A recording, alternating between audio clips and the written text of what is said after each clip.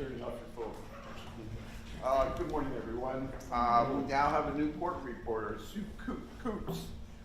She'll be handling for the remainder of the trial in this matter. What we're going to do today is we're going to have counsel for the state and counsel for the defense present oral arguments, and then we have a bus reserved at 1:30 to take you guys on a jury view, and then we'll break for the day, and then we'll begin taking testimony tomorrow morning. Again, similar time, that if you can be here by 8:45, try and start by 9, but you know, I had another hearing I had to attend to earlier today. Are there any opening statements on behalf of the state? Yeah, sure. Thank you.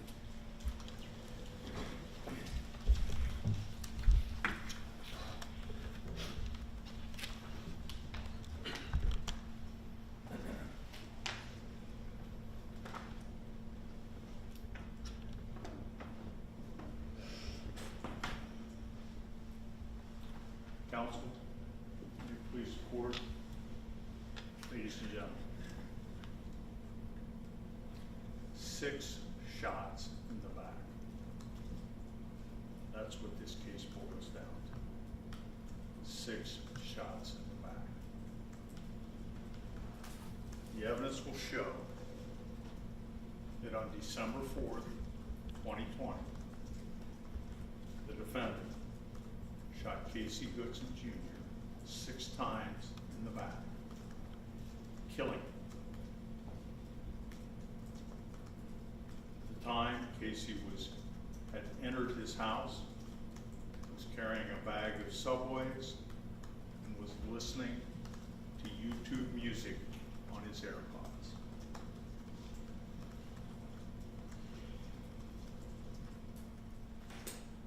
Mr. Meade shot Casey with a Daniel Defense Select Fire Rifle, semi-automatic, automatic settings on it.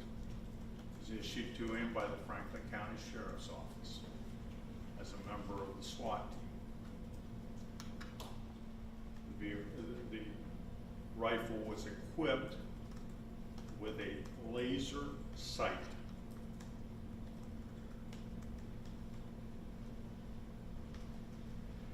Mr. Meade stated to another officer on that day that Casey was going into the house with a gun as he was pulling up. Notably absent from that statement was any talk about Casey pointing the gun at Mr. Meade prior to him shooting. 30 days, approximately 30 days after the shooting, investigators received a written statement from Mr. Meade.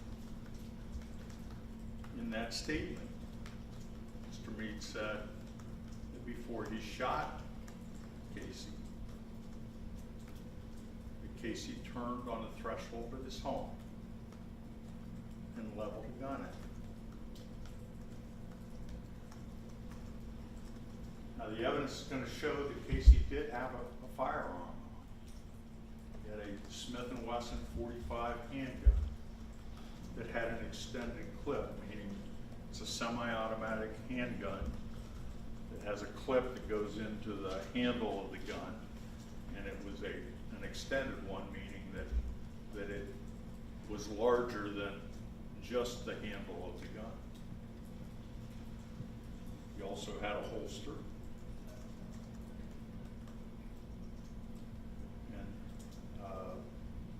He also had a CCW permit, meaning that he was legally allowed to be carrying a firearm.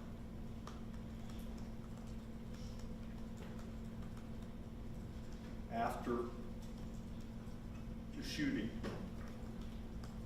the police gathered photographs, or took photographs rather, documenting things as they were after the fact. Mr. Meade did not have a body camera on him, so there is no video of the shooting. Among the things documented was the gun that Casey was carrying, which was on the floor underneath Casey when Officer Meade turned him over from his stomach to his back. Casey landed face down with his hands out. The gun was underneath him, underneath his torso. Casey had been carrying a Subway bag. You will see photographs of where the Subway bag ended up. Didn't end up underneath Casey. Ended up off to the left between the stove and the refrigerator in the Goodson, or in the Payne kitchen. The house that Casey was entering was where he lived. Lived there along with his grandmother, Sharon Payne, his uncle, Ernest Payne, his sister, Janaea, I think it's Jones now, she's now married, and a cousin. In addition, there were a number of young children that lived there as well. Ernest's daughter, I believe the cousin's daughter, Casey's little brother had been dropped off earlier that day and was in the home. One of the children, I don't recall which one, was actually sitting at the kitchen table eating a bowl of cereal when the shooting happened. That child immediately ran to her grandmother's room. And you're going to see that this is not a large house. This is a small house. The other thing that police documented were the keys to the house. They were in the door that Casey entered, still in the key latch of the door.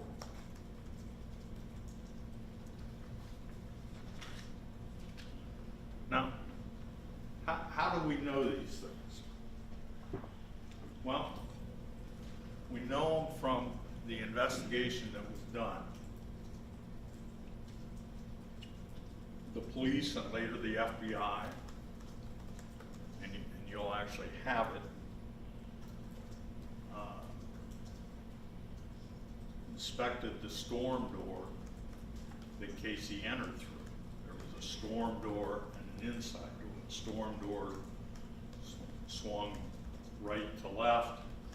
The inside door swung, well, I guess right to left also, but inward.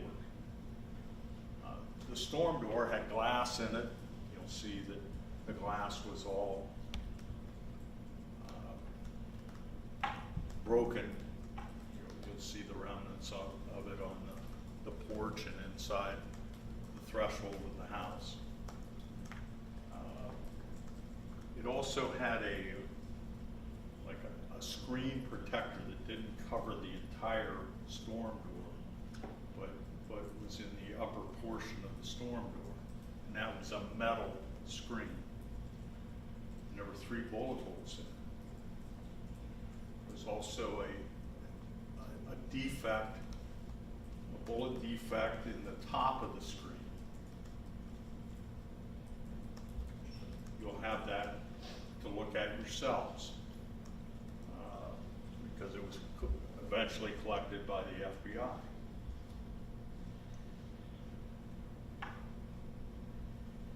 What else is there that relates to the shooting, the shots. Well, they collected 6 casings, spent casings, out in the side yard. And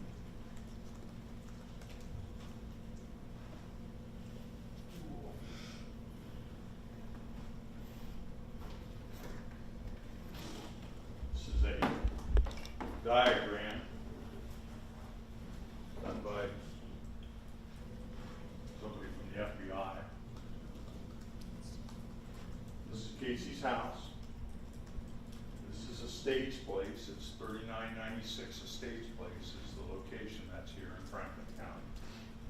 This Estates Place dead ends into Case Road, which runs north is up. This is south. So this is, this direction is south. I'm sorry. This is the west side of Casey's house. This is the south side of Casey's house, east side of Casey's house, and the north side of Casey's house.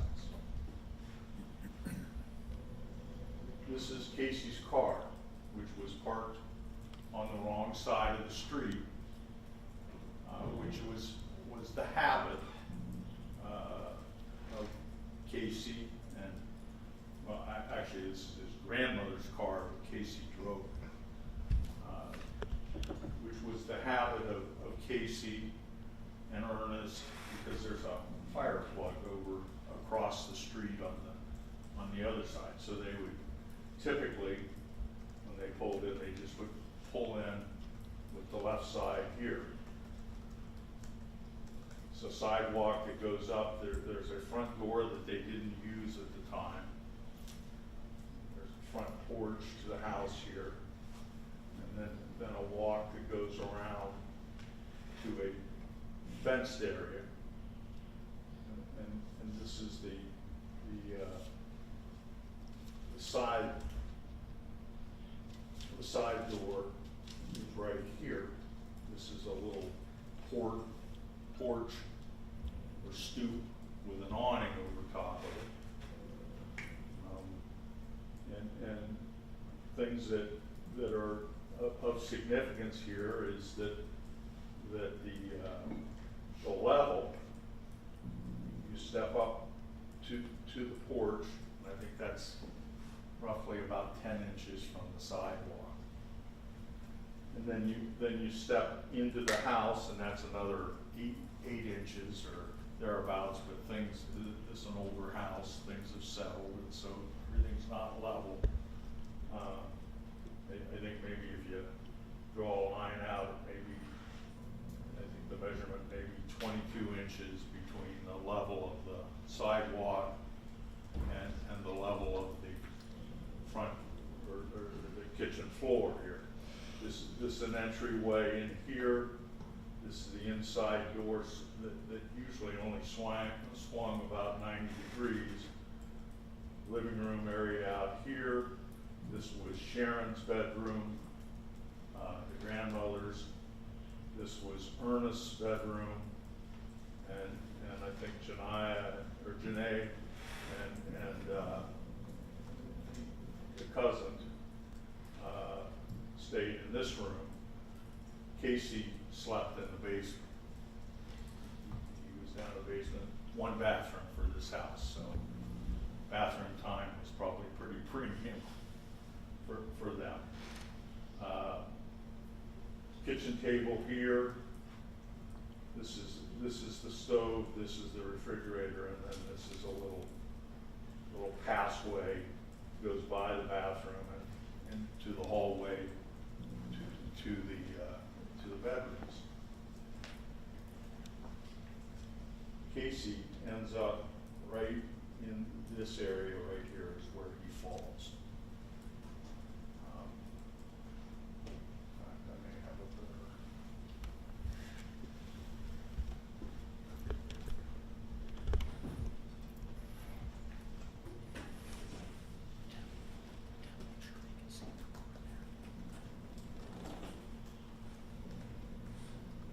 I hope I'm not blocking anything. good window. This is just a larger version of the house, so you can see the interior of the house here. And as I say, Casey ended up in this area right here. The subway bags end up over here. The gun ends up, because they rolled Casey, he fell on his face. He was rolled to his back, and eventually CPR was started on him until the medics arrived, and then the medics took over. And that's all done in this area. The gun is photographed right around in here. You'll see the photograph, and one of the interesting things to note in the photograph of Casey's gun is that the safety on the gun was engaged, meaning you couldn't pull the trigger because the safety was on. It hadn't been taken off.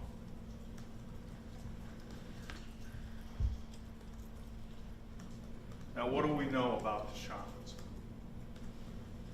Well, we know there's 6 of them. They're documented by the coroner in the autopsy. They're all on the back side. One's in the buttocks. They all traveled back to front. 3 of them exited Casey. I believe 3. Maybe it was 4. 4 exited Casey. 2 of them, the coroner recovered the bullet still in Casey during the autopsy. There are 3 shots in Casey's upper back. Shot number 1 is just left of the midline of his upper back, and it travels back to front and exits just left of his midline in the front. There's an exit one.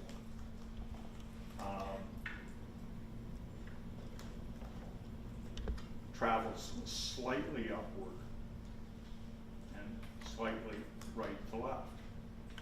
The second shot is in the same area, a little more left of the midline, and travels back to front and exits again right around his left breast in that area. I believe I may be misstating that.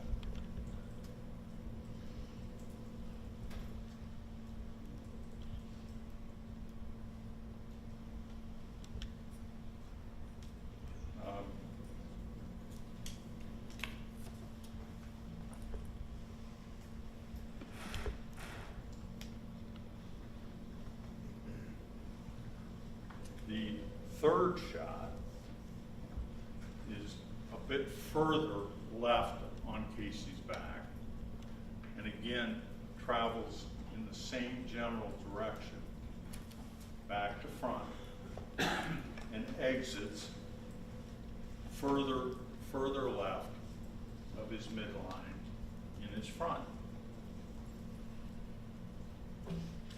The fourth shot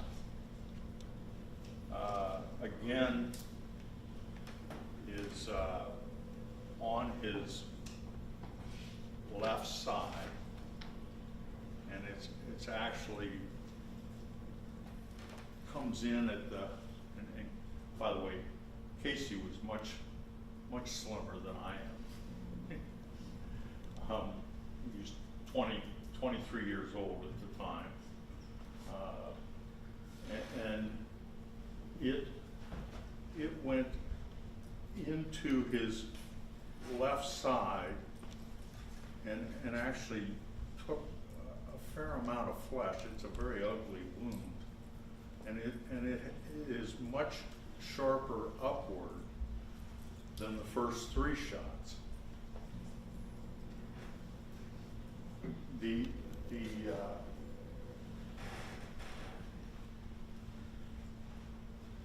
And so they're really, because of the nature of the wound, you really don't see an entrance and an exit wound because it took a fair amount of tissue with it.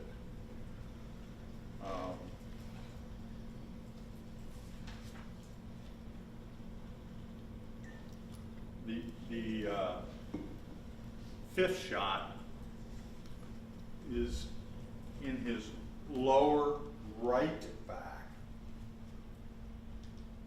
and it has a rather dramatic upward trajectory, and I believe the coroner recovered the bullet, or a deformed bullet, in Casey's front side. It did not exit.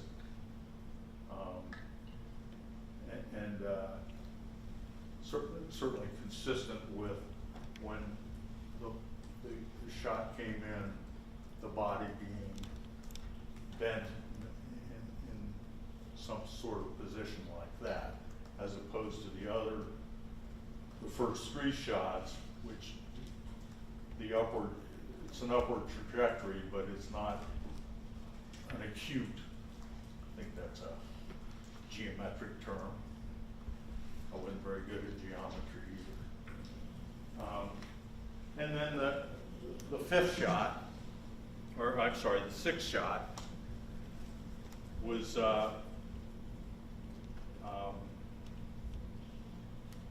back to front.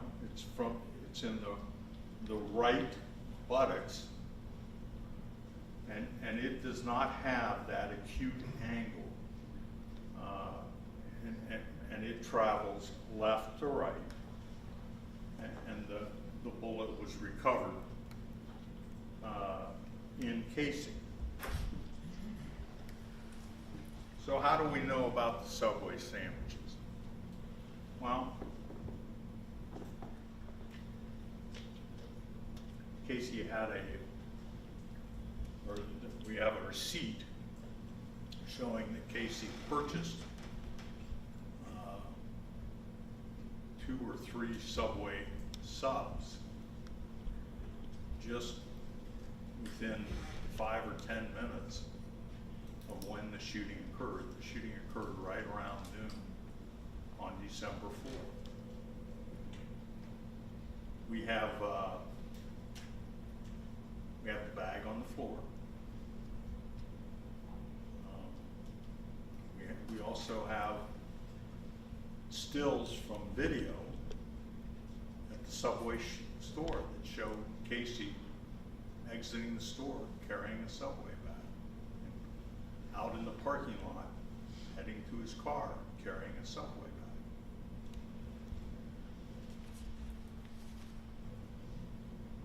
How do we know about the YouTube music? Well, you'll hear from Detective Howe, who's a Columbus police detective, and he's a forensics expert. And one of the things he did is he looked at Casey's phone and gathered information from Casey's phone. And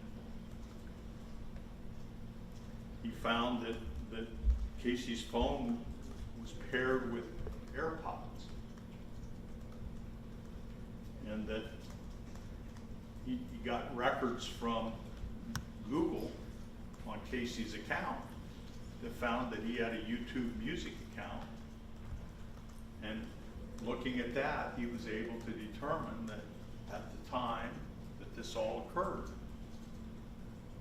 YouTube music was playing on Casey's account, his phone. How do we know about the AirPods? Well, one, you'll see in the photographs, there are 2 AirPods laying on the floor where Casey had been after he was removed. And you'll have those AirPods because they weren't collected by the police, but they were eventually turned over to the police by Ernest, who, when the police were all done, Ernest came and cleaned up the house, and among other things that he documented was the Subway sandwiches, the bag of Subway sandwiches, and the AirPods. You'll also have the testimony of Sam Rippey, Officer Sam Rippey, who was an early officer to arrive at the scene after the shooting.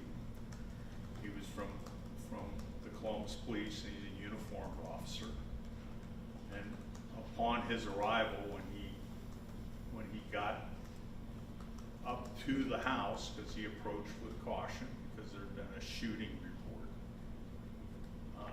he was eventually summoned inside to assist because the individual who had been administering CPR to Casey was getting tired. It's not an easy thing to do. And so Officer Rippey took over, and he saw the AirPod in his ear.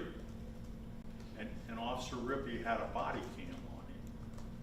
So we're not going to show you the footage because it's pretty graphic and really not necessary. But we have captured stills from the footage of that period of Officer Rippey's body cam. And you can see the AirPod still, at least one AirPod still in Casey's ear. But you'll also hear from the medic who, once they were permitted in, took over the care for Casey. And he recalls that there were AirPods. And you're actually he'll tell you that he actually removed the AirPods from Casey's ears so that as he was assessing him, because he was doing like a good medic would do, an initial assessment, and he's checking his head, and so forth. And so he removed the AirPods from Casey's ears. So that's how we know that.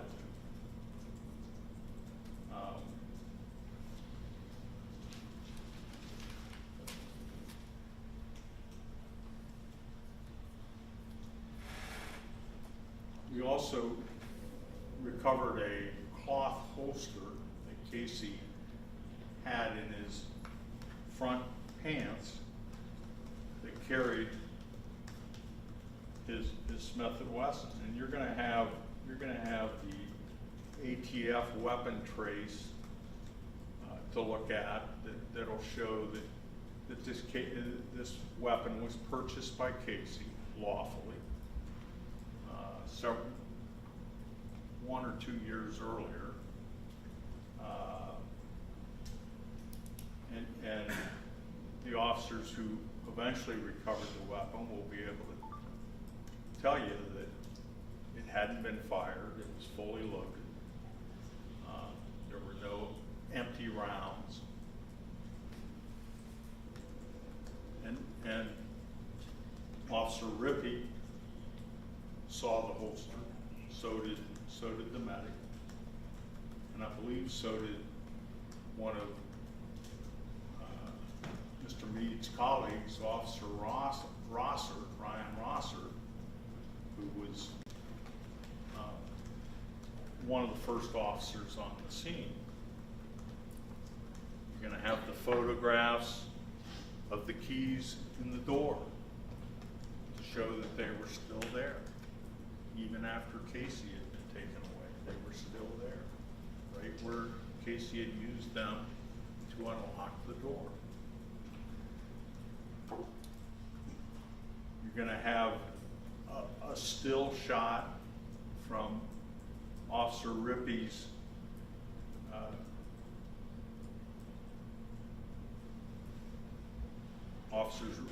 body cam that shows where Casey was on the floor at the time they were doing CPR, and it's inside the house by at least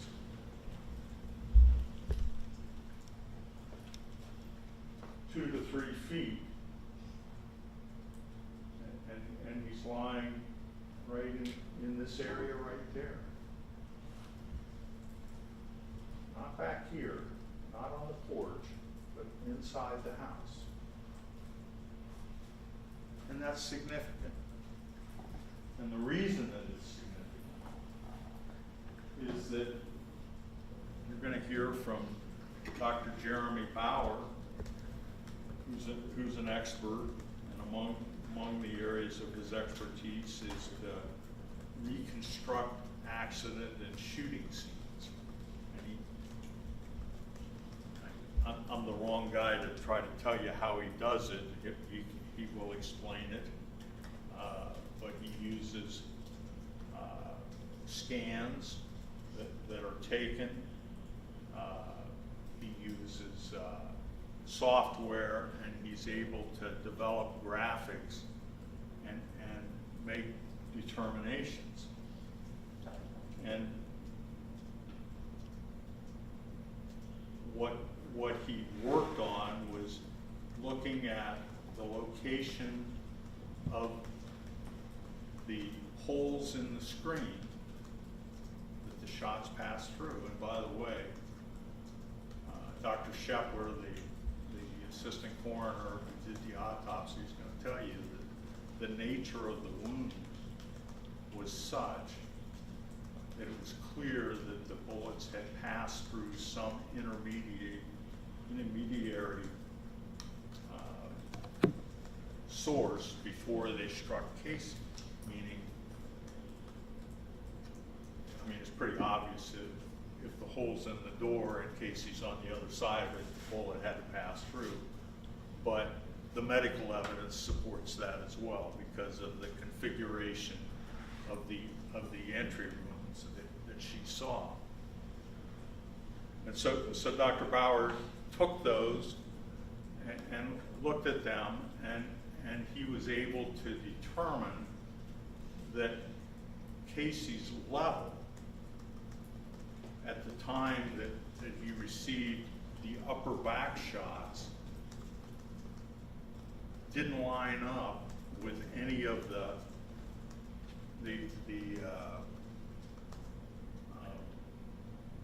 screenshots. When you looked at where those screenshots were and tried to position, it's almost like a trial and error trying to position the person to line them up and knowing where some of these bullets ended up. One of the bullets ended up in the soffit above the sink here. There's a soffit, and the police recovered one of the bullets that they dug out of that was stuck in the drywall. I think there was a picture there, and it hit the picture, the frame of the picture, and demolished that and stuck in the drywall. There was a microwave that was sitting over here. Another of the bullets that they recovered, they dug out of the microwave. They believed that there was a third bullet that had penetrated the soffit and was back in the open space that had all been boxed in and stuff. And you're going to see in the photographs that the police actually ripped out some of the drywall to look, but determined that they were going to have to climb decision was made not to look any further. There was another bullet that was found on the floor, basically beneath where Casey had been lying. Those were the 3 bullets that were recovered by the police.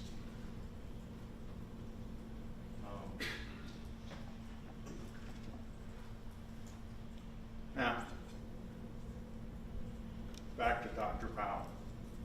What Dr. Bauer determined was that the lower shots to Casey did in fact line up once you position Casey at the level of the kitchen floor.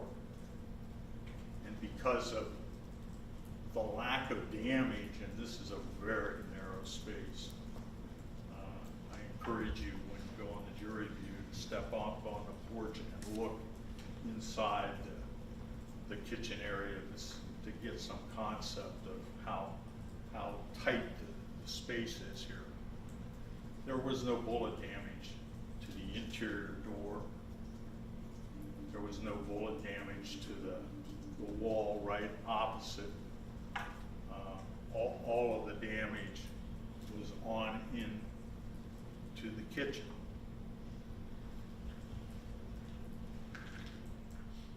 So, based on what Dr. Bauer is going to tell you, I think it's safe to conclude that Casey was inside the house when he was struck by the shots.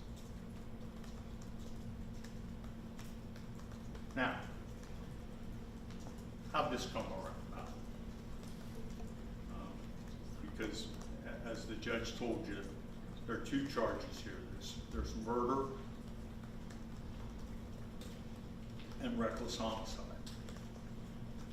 And the murder charge says it's not purposely, it's not intentionally killing someone. It is that the charge is that Mr. Goodson or Mr. Meade knowingly caused serious physical harm to Casey that resulted in his death. Talked yesterday about mental knowledge. You're going to have to determine when somebody's holding a automatic rifle with a laser sight that he's got fixed on you and pulls the trigger and fires 6 shots. Is that knowingly causing serious physical harm? That's for you to determine. But how did we get here? Well, you're gonna learn that on December 4th, Mr. Meade was part of a task force that was headed by the U.S. Marshals. It was called SOFAST, which stands for the Southern Ohio Fugitive Apprehension Strike Force.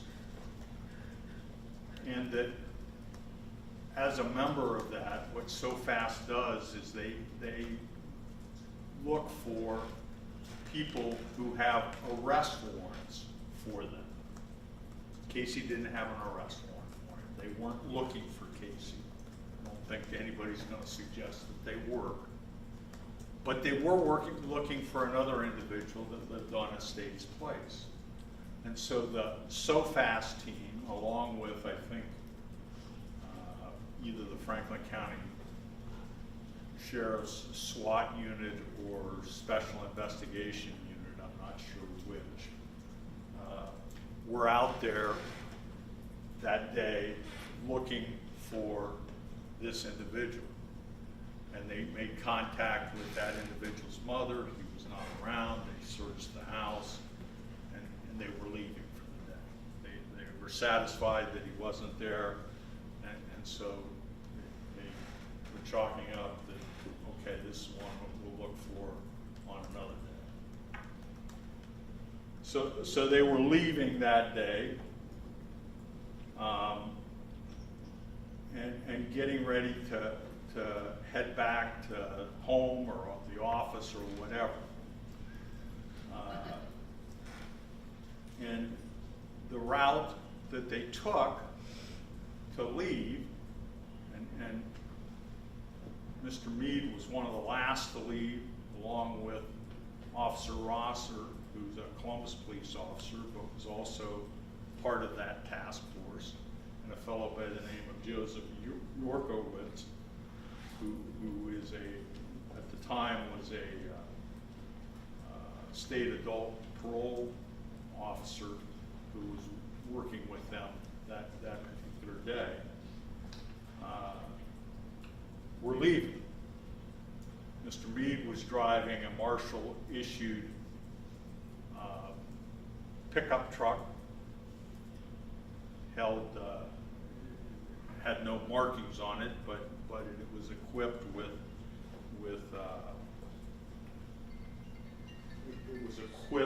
with a light package that they could turn on so that to identify it as a police vehicle, the blue and red lights and flashing. It had a siren. It had a speaker, and he was riding by himself. And Officer Rosser and Officer Yorkowitz were riding together, and they also had a Marshall equipped vehicle similar to what Mr. Meade had. When these guys are operating as so fast and trying to execute a warrant, they suit up in body armor. Mr. Meade's had a placard on it that said U.S. Marshal. I think maybe on the back it said U.S. Marshal Strike Force or Task Force. Don't recall off the top of my head, but you'll have photographs to see.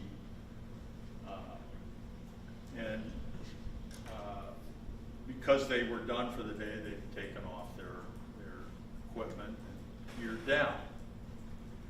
So they get in their trucks, and Mr. Meade was first, and he exited Estates Place onto Ferris Road, which Ferris Road is one street east of Carl Road. It runs parallel. And he travels up to the traffic light at Carl and Ferris. He arrives at the stop bar just about the same time as Casey is coming from the subway shop and heading home in his vehicle. And in his written statement,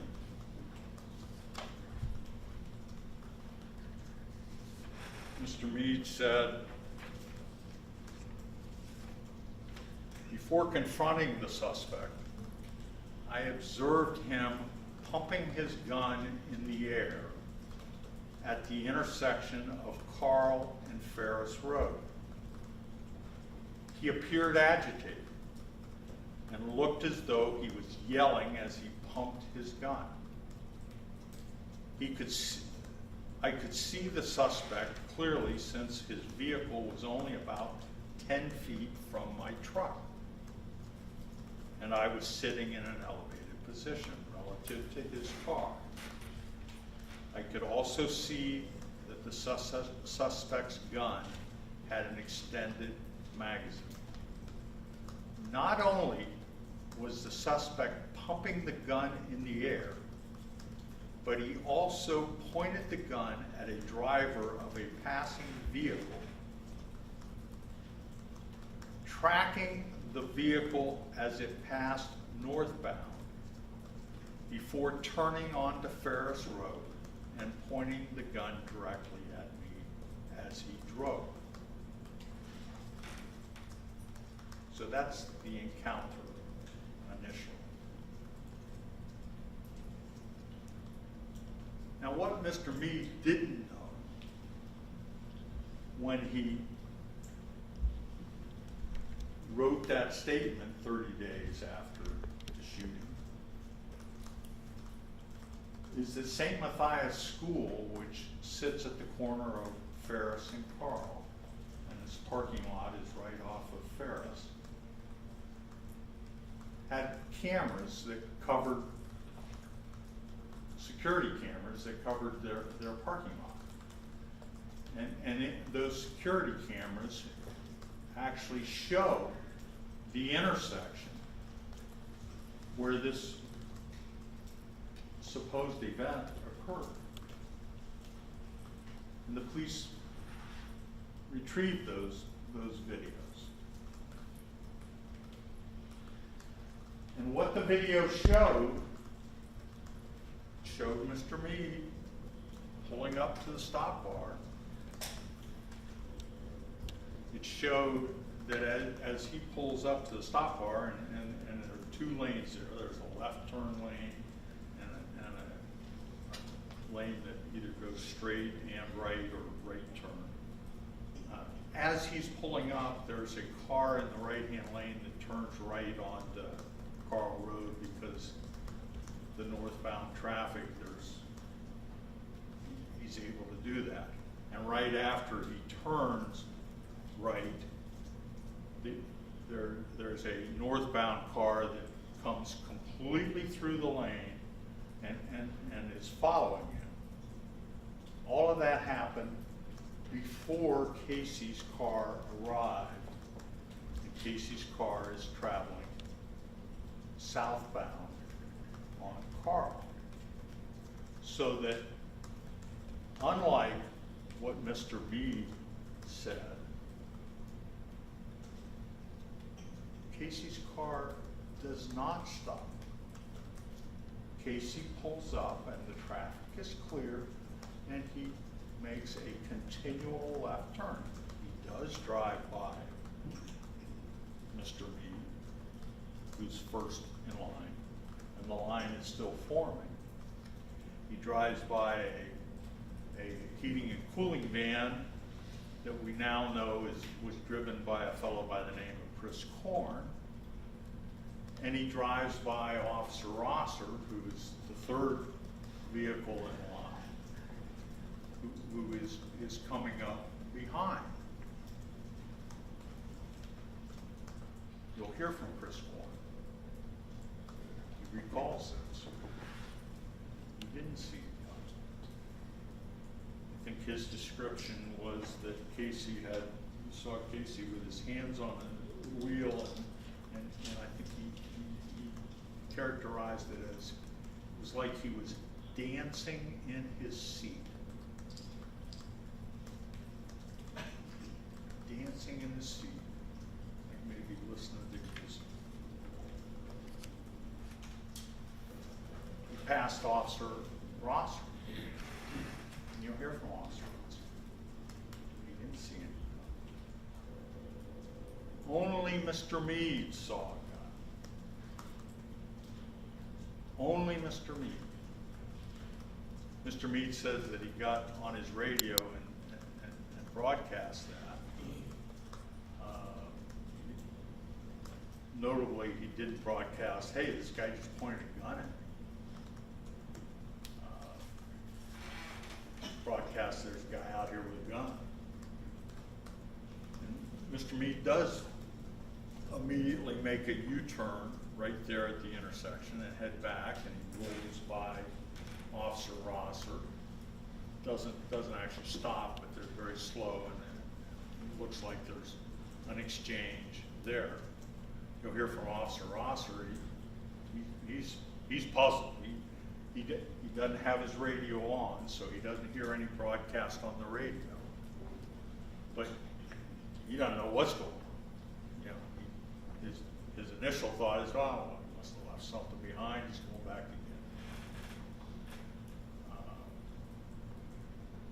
But he then backs up and turns and follows Mr. Meade back to Estates. Meanwhile, there's also a camera that captures the intersection of Estates and Ferris Road. And you're going to see that Casey actually puts his turn signal on before he turns down Estates. Now, Mr. Meade turns around, and Mr. Meade isn't in a uniform. He's not a uniformed officer. But he's got police lights, but he doesn't turn them on. He's got a siren, but he doesn't use the siren.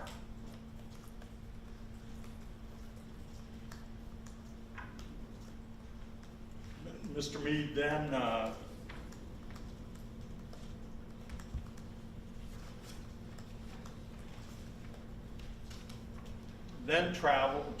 eventually turns on to Estates Place, and according to Mr. Meade and according to Officer Rawson, they stop at around Sales Road, which is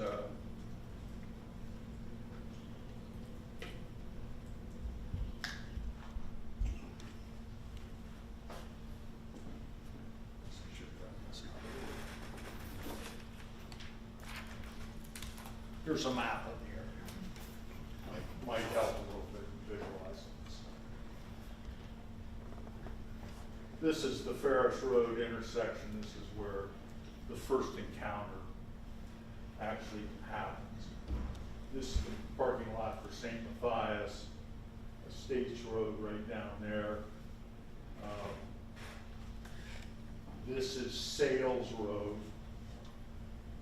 This is Casey's home down here. This distance is roughly 100 yards, about a football field. So, according to Mr. Meade in his written statement, and according to Officer Rosser, Mr. Meade stops right around here, and Officer Rosser does as well. Mr. Meade says he can see Casey's car down at his house, and he sees Casey out of his car. Mr. Meade then jumps out and starts putting his body armor on. In his written statement, he said, "I was not wearing my tactical vest, so I pulled into the western side of the road," that would be Estates, "near the intersection of Estates and Sales Road, several houses north of the suspect's car. I quickly got out and went to the bed of my truck. About that time, Officer Rosser and Yorkowitz pulled beside me and asked, 'What's going on?' I started putting on my tactical vest and yelled, 'He's right there in the car at the end of the street,' or something to that effect. Rosser asked who I was talking about, and I yelled, 'The guy with a gun.' Just then I put on my vest. The suspect got out of his car, still holding the black pistol in his right hand. I yelled, 'That's him right there. He's still got the gun in his hand.' In response, the suspect looked directly at me, then turned away and started quickly moving toward the house located at 3996 Estates Place. He also appeared to have a plastic bag in his left hand."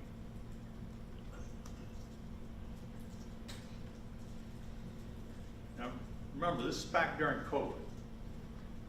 Casey also had a mask on, like people were wearing back then. He was wearing a hoodie. You'll hear from Officer Rosser, and Officer Rosser's going to say, "All I could tell was that that the person was male, and I just knew that from stature.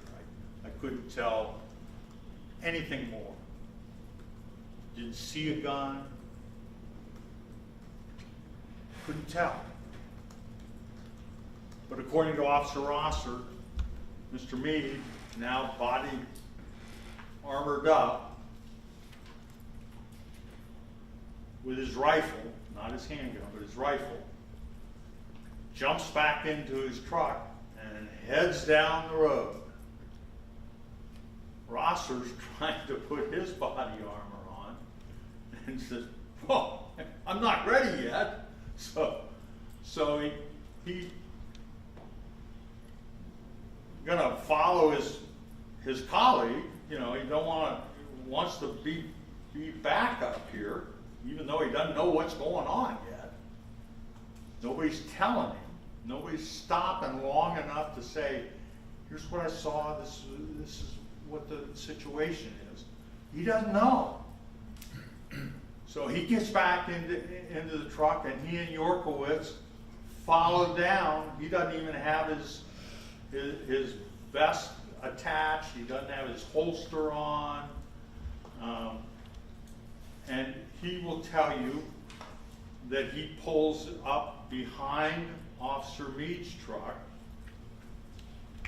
which Officer Meade's truck ends up right about here. There's the side door. This is a fenced-in area. And Rosser pulls up right behind it here.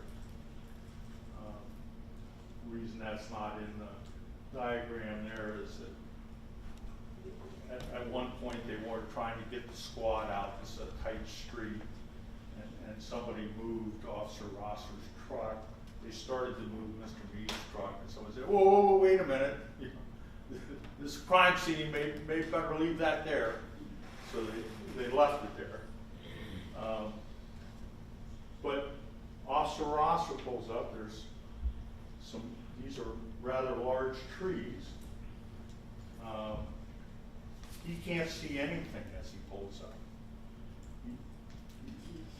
He saw the individual, and I think he will say to you that the individual started at a walk, but then his pace quickened, or his last step that he saw before he disappeared behind either the tree or the side of the house seemed quick. To his perception as a police officer, he said, it's one of these things we as police see is somebody wanting to avoid us. But as he pulls up and he's opening his door, he hears gunshots. And then he hears, "Show me your hands." Well, he hears gunshots. All of a sudden, this has moved to a whole different level. And so he's out of his truck as fast as he can. He doesn't worry about buckling his vest or buckling his gun belt, because he's got to put the vest on first and then the gun belt. And he actually drops his gun belt on the sidewalk right around in here as he comes up. And when he comes up, Meade is inside of this gate with his rifle, and he can't see anything. And so at that point, he follows Meade into the house, or may have even led the way into the house. It's not totally clear. And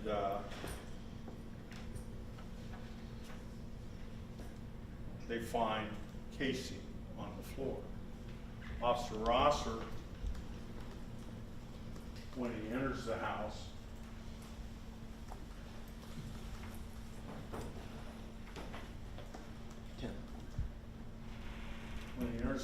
this door is like this. He kicks that door all open, and you're going to see it's in that position in the police photographs. And there he sees Ernest, who is in the living room area with his daughter, who had a wart or something on her arm, bleeding, and he'd been trying to attend to it. And Officer Rosser, probably in not the nicest way, said, "Get on your knees, don't move, or I'll shoot you." Wants to take control of the area. Officer Yorkowitz quickly is behind him and replaces him at the door there. Officer Rosser says that Mr. Meade turned Casey over from his front, lying on face down, to his back. He rolls him, apparently grabbing his feet. And Officer Rosser then, I think, really kind of loses track of Mr. Meade at that point. Because his concern is what else is in this house. You know, we want to make things safe. So he proceeds up into this area of the kitchen, and there are some, I believe, a Rottweiler and a pit bull that were family pets that are in that vicinity, and Officer Rosser is kind of holding them at bay. Meanwhile, Casey's cousin, I think, was in the bathroom and comes out and is ordered away, and Janez comes out looking and is ordered away. As I said, there was a small child having cereal at the table when the shooting occurred. She ran to her grandmother, obvious place to go. And so Sharon Payne is initially dealing, because she'll tell you she heard shots. Ernest will tell you he heard shots. Ernest actually said, I think there were about 5 or 6. Sharon doesn't know how many shots. She said it was like a chandelier crashing, you know. But before she can, and she's in her bedroom at the time, before she can exit her bedroom, she attends to her grandchild, you know, trying to calm her, gets her to sit down. And then Sharon, as she comes out, she comes into the living room area, and Ernest at this point is on his knees holding his daughter. Yorkowitz is over here. Ernest is saying, Mom, get down, don't shoot you. Mom, get down. Sue, how are you doing? You need a break or? Oh. Okay. Discuss one approach real quick. Yeah.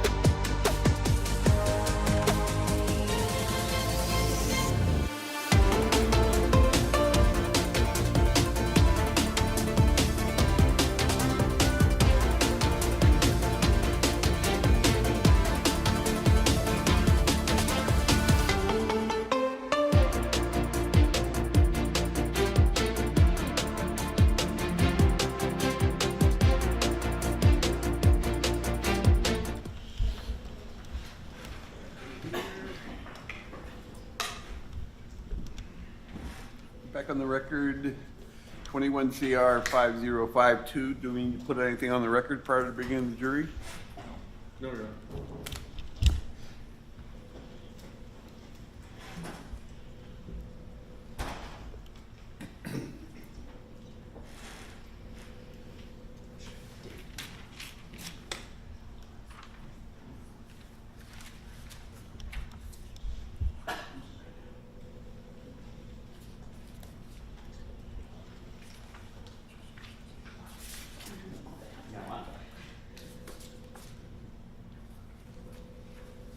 Tim, do you mind if I use I'm sorry. Do you mind if I use your easel when you're done? Oh, no. Thank you. That's the old school. Are you guys gonna need, PowerPoint, Your Honor. Yeah, Rachel's got it. Well, I tested it already. okay, so We should be. I didn't know whether we needed a break or anything between. I know. Maybe just to set it up, just pause, Just not break. Okay.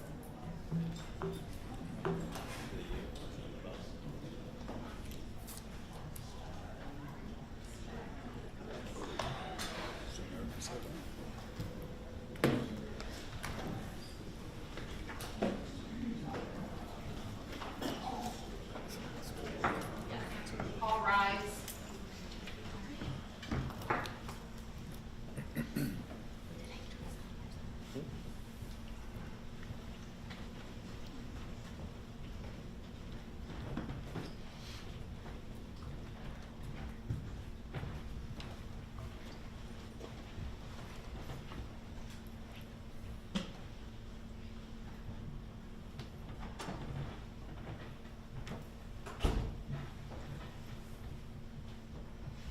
Everyone can have a seat.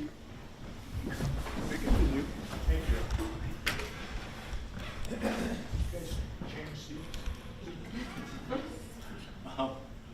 I moved this over because I was told I was blocking, as I say, I'm not a very good window.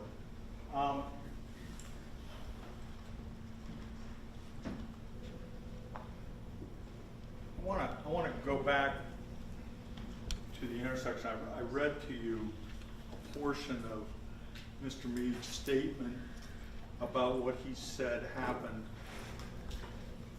here at the intersection of Carl and Ferris. And in another portion of his written statement, I think he may have actually said it even more clearly or more detailed. He said, I looked right, north, to ensure that the road was clear, and saw a dark-colored hatchback driving southbound on Carl Road. That vehicle approached the intersection in the left-hand lane, signaling that he was turning left, east onto Ferris Road. The vehicle stopped to wait for northbound traffic to clear. And as it did so, I saw the driver had a black handgun with an extended magazine in his right hand. He had the gun raised above the steering wheel, held sideways, palm down, aimed towards the windshield. He was repeatedly straightening his arm forward such that he was pumping the gun towards the windshield, then pulling it back. He also appeared to be yelling as he pumped the gun, but I could not see what, if any, he was saying. A car traveling northbound on Carl Road approached the intersection, and the individual aimed the gun at the driver of the car. The individual tracked the driver with his gun as the car traveled north, but I did not see whether the driver reacted to the gun. And as I told you, there's a video from St. Matthias from the parking lot here that shows all this. And it just didn't happen. The car, Casey's car, never stopped. He came to the intersection and turned left in front of Mr. Meade without stopping, without a pause. Just a slowing to make a left-hand turn. We've all made them that way. But in his statement, he's saying he stopped there and actually tracked a car that came through the intersection. It just didn't happen, ladies and gentlemen. That's what we know.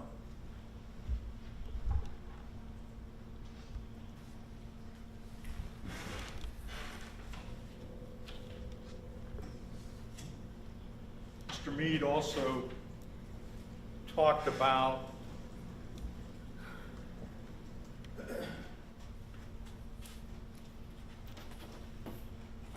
in his written statement. He's having trouble seeing. I'm just changing things, Gary.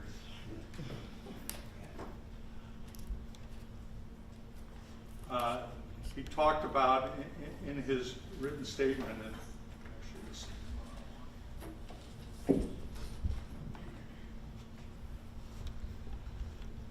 talked about the fence area here and the confrontation at the doorway.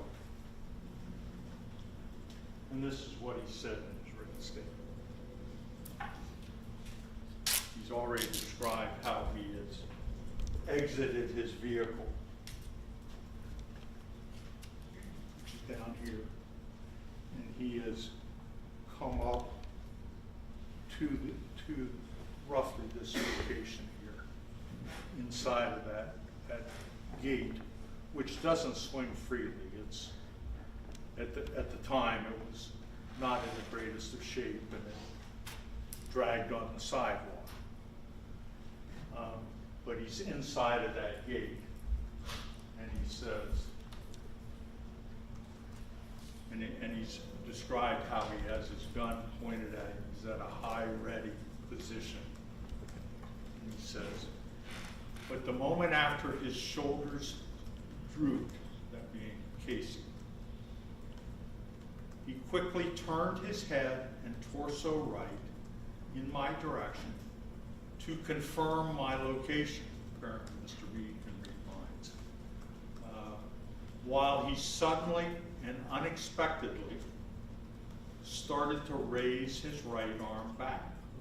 As he did so, I saw he was still holding the gun, raising the barrel upwards in my direction. I believed he intended to shoot me and that I would be killed, especially because I had no cover or concealment, and I was only a short distance away. No cover, no concealment. There's cover and concealment out there. He just chose not to use it.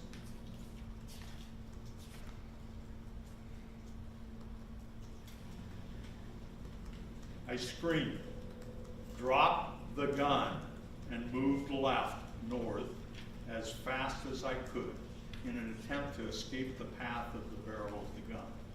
He refused to drop the gun, however, and after taking a step left, I fired at the suspect. Again, you're going to hear from Dr. Bauer.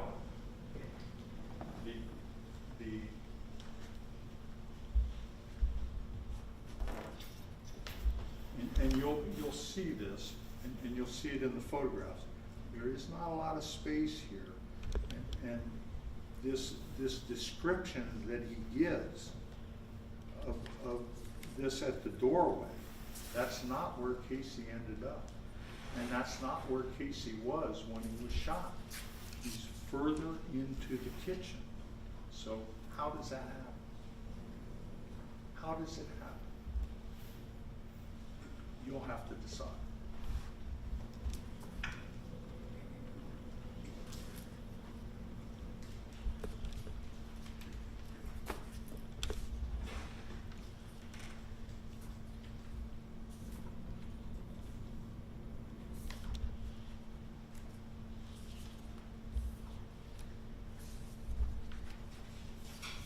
We also have another statement from Mr. Meade. You're going to hear it. And that was a statement that was made on December 4th, 2020. Many of the officers who responded to this shooting did have body cams. I've already talked about Sam Rippey's body cam. Sam Rippey's body cam also reveals something of interest. Remember I told you Mr. Meade did put his lights on. We see that on the St. Matthias video, that the lights aren't on. But the reason we know the lights aren't on the stage is because Sam Rippey's video, as he's approaching the house, we can see Mr. Meade's truck and the taillights, and we can see that the lights are not activated. Now this is after the shooting, when other Marshall task force officers have arrived and they're trying to clear the house of the occupants. The first person to be removed from the house was Ernest Payne. Makes sense because he was right there in the living room. They made them go out the front door, which was a difficult door to get through, but they were able to force the inside door open. And actually, as Officer Rippey is approaching the house, we see Ernest coming out holding his daughter from the front of the house. So we know it's after the shooting. We know there are officers all over the place. Nobody knows what's going on. They're trying to figure things out. And we can see Mr. Meade's truck parked approximately where it shows in the diagram. And the lights aren't on. And then something odd happens.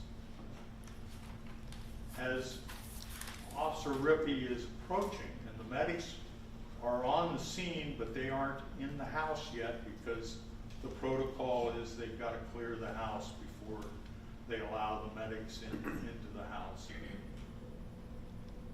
And as Officer Rippey approaches, we see Mr. Meade coming out from this area. He appears from this side of the house, and he's heading across the yard, and he says, "Hold the medics."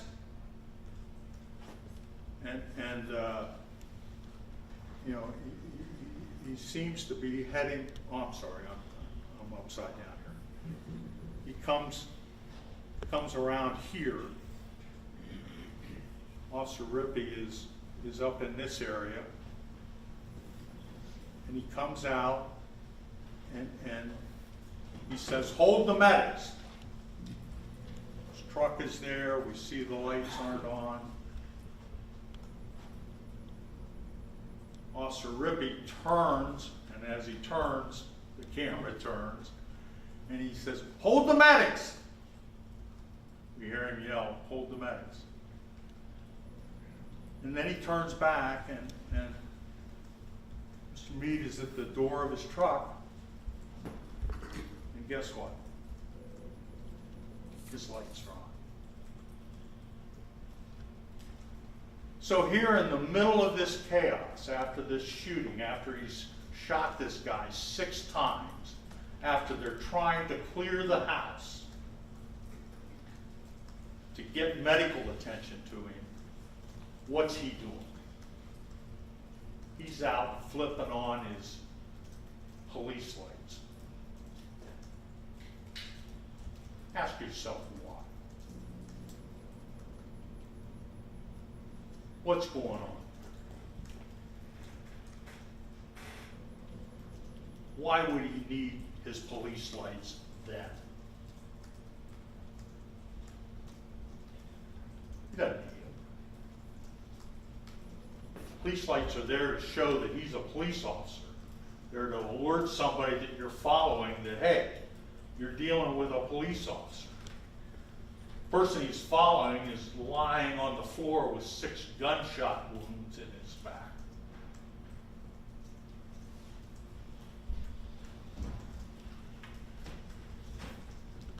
You'll also see a body video from a Minerva Township police officer, Seth Henning. And he wasn't part of any conversation, but as he is walking by the front porch, he hears, or his body cam picks up Officer Meade speaking to another officer on the porch. The officer says, "What happened?" So Meade first gets interrupted, and the family has now been removed from the house, and he goes down the sidewalk and says, "Folks, you gotta stay back, you gotta stay back." And then he comes back up on the porch and he says, "He was going to the house with a gun. As I pulled up, he was going to the house with a gun." And the other officer said, "Really?"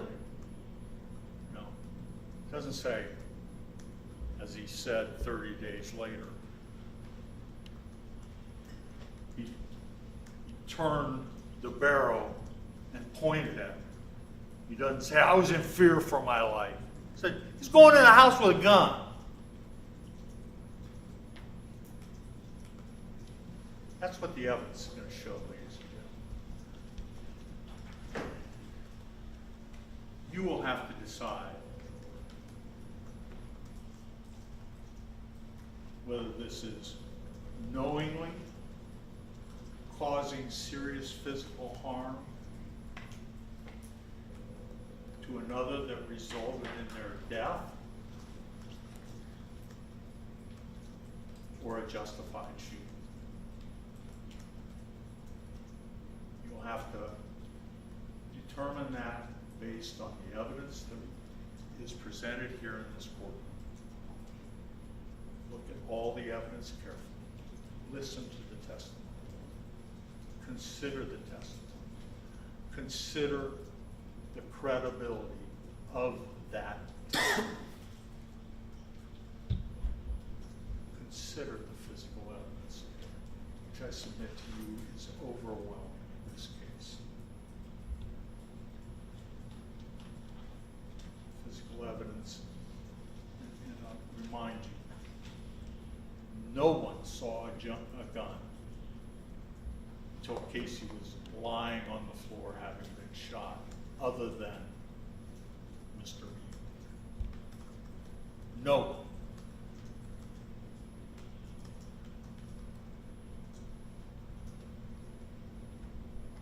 And remember what Mr. Meade said that day. He's going to the house with a gun. That is not an imminent threat. That is not an immediate threat. That is not a threat of death.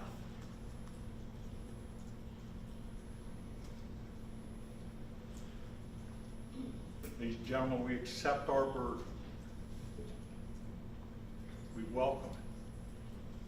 And I submit to you that when you have considered all the evidence in this case, you will determine the state met its burden. And that this was exactly what we had charged.